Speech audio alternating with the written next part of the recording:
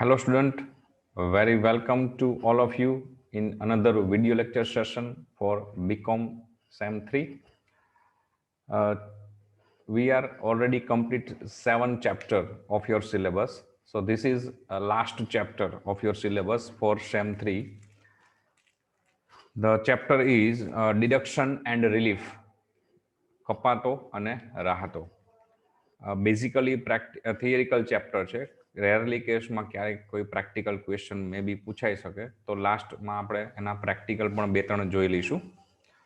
But અત્યારે આપણે start કરીએ છીએ ડિડક્શન્સના પોઈન્ટ્સથી. As you seen on your screen, eligible deduction under section 80C. The following investment and payments are eligible for deduction under Section 80C for the Income Tax Act 1961.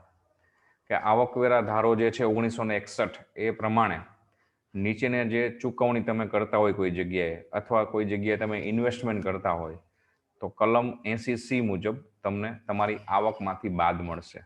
એટલે કે તમારી એટલી આવક ઓછી ગણાશે, તો ઓબ્વિયસલી તમારે એટલો ટેક્સ પણ એનો ઓછો ભરવાનો થશે.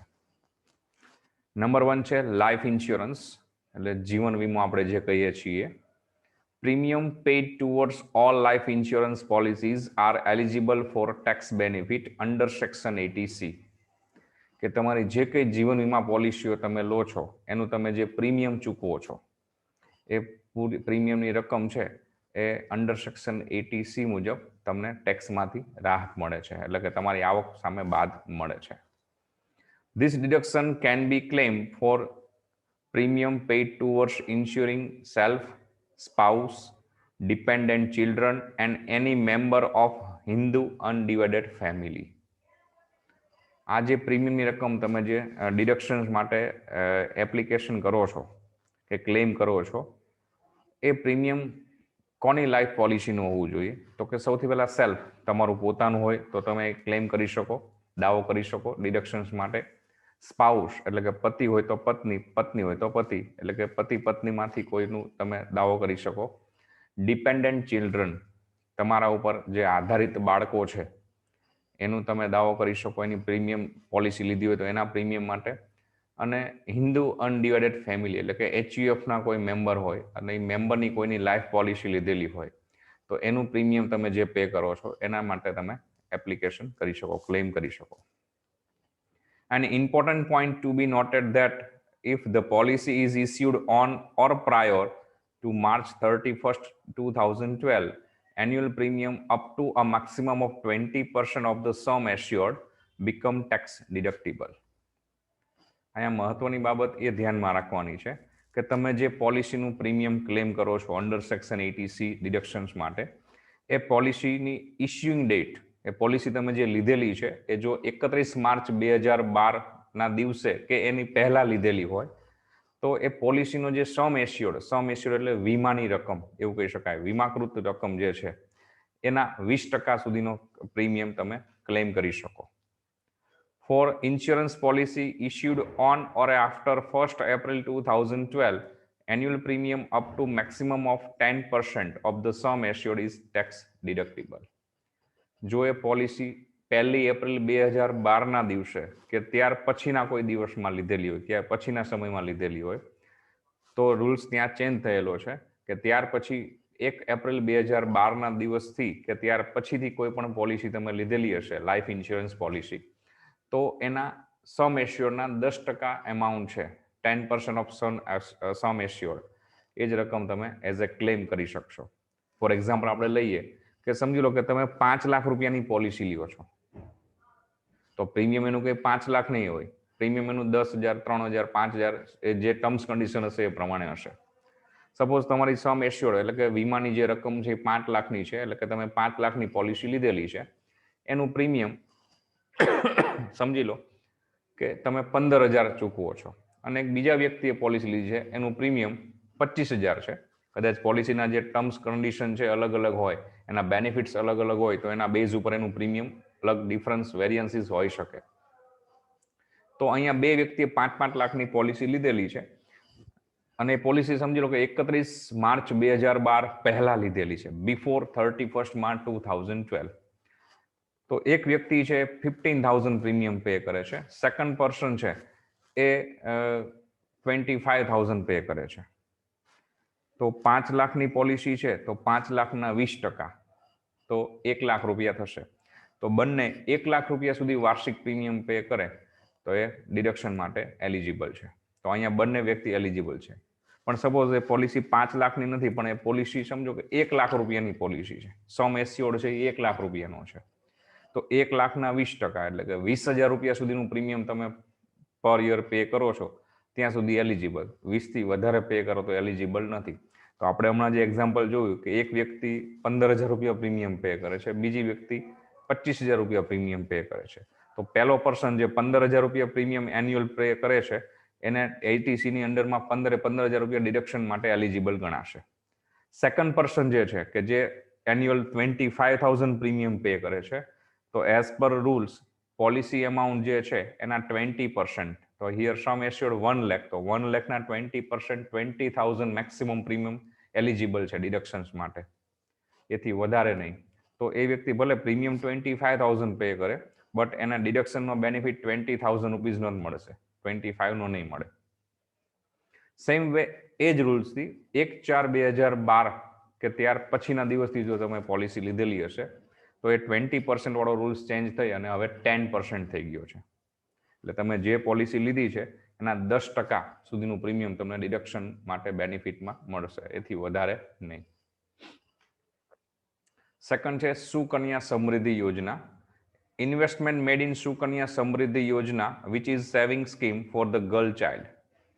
કે સેવ ગર્લ્સ અત્યારે બહુ સ્લોગન ઉપડેલું છે ઇન્ડિયામાં, કે આપણે જોઈએ છે કે ભારતમાં પુરુષોની સંખ્યામાં સ્ત્રીઓની સંખ્યા બહુ જ ઓછી છે.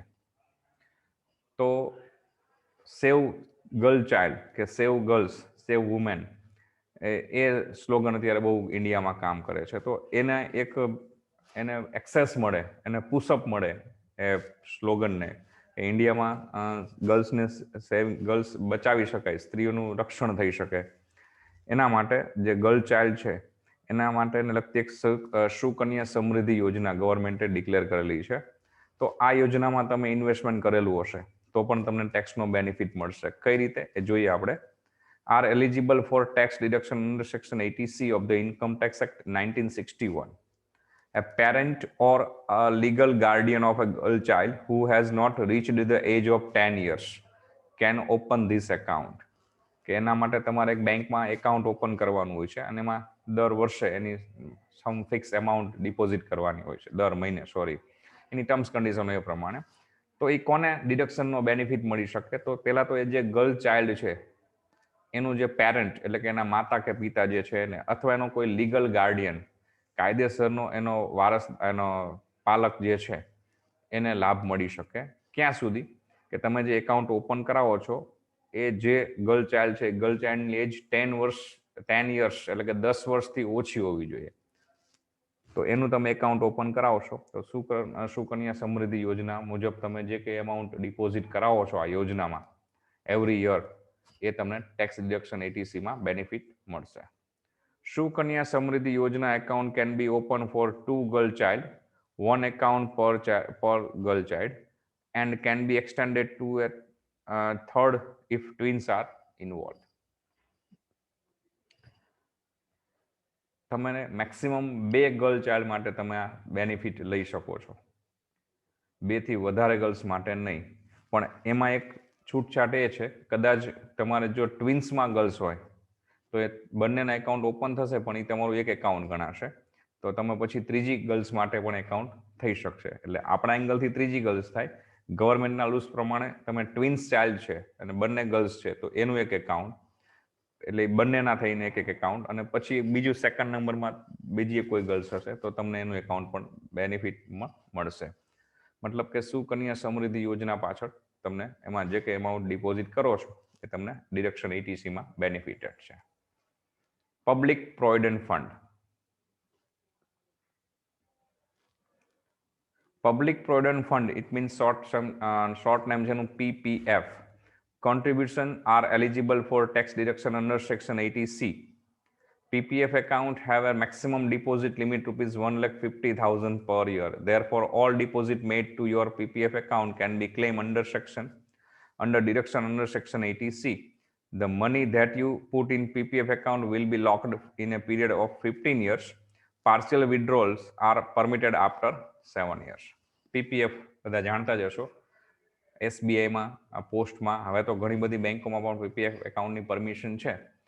પબ્લિક પ્રોવિડન્ટ ફંડમાં તમે જે એમાઉન્ટ ડિપોઝિટ કરો છો દર વર્ષે, એ તમને અંડર સેક્શન સીની અંડરમાં બેનિફિટેડ છે, એટલે કે તમારી ઇન્કમમાંથી તમને લેસ મળશે, એટલે એટલો ટેક્સ તમારે ઓછો ભરવો પડશે. અને પીપીએફમાં મેક્સિમમ તમે દર વર્ષે 1,50,000 રૂપિયા જમા કરી શકો છો, એથી વધારે નહીં, મેક્સિમમ. એથી ઓછા દર મહિને કે દર વર્ષે તમે એમાઉન્ટ લમસમ એમાઉન્ટ ડિપોઝિટ કરાવી શકો છો, અથવા તમારી કેપેસિટી પ્રમાણે, પણ મેક્સિમમ લિમિટ અહીંયા 1,50,000ની છે. બીજું, પીપીએફમાં તમે જે રકમ ડિપોઝિટ કરાવો છો એ એમાઉન્ટ તમે સામાન્ય રીતે 15 વર્ષ સુધી વિડ્રોલ નથી કરી શકતા, લોક ઇન થઈ જાય છે, 15 વર્ષ માટે બ્લોક થઈ જાય છે રકમ. એમાં થોડાક રૂલ્સમાં ફેરફાર કરીને હવે એનો પાર્શિયલ વિડ્રોલ પરમિટેડ છે, પણ 7 વર્ષ પૂરા થયા પછી તમે પાર્શિયલી વિડ્રોલ કરી શકો છો. તો પીપીએફમાં પણ તમે જે રકમ ડિપોઝિટ કરાવશો, ઇન્વેસ્ટ કરશો, એ તમારા અંડર સેક્શન 80C મુજબ ટેક્સમાંથી બેનિફિટેડ છે તમને. નેક્સ્ટ છે equity linked saving scheme. Investment in equity linked saving scheme qualified for tax deduction under section 80C of the Income Tax Act. માર્કેટમાં અત્યારે ઘણા બધા પ્લાન, સેવિંગ્સના પ્લાન ચાલુ છે. એમાં ઇક્વિટી લિંક એટલે શેર માર્કેટમાં જે ઇક્વિટી શેરની કંપનીઓ, જેમાં જે કંપનીમાં ઇક્વિટી શેરમાં રોકાણ કરે છે, એટલે ઇક્વિટી બેઝ ઇન્વેસ્ટમેન્ટ જે તમારું થતું હોય, તો એમાં તમને ડિડક્શનનો બેનિફિટ મળવા પાત્ર છે.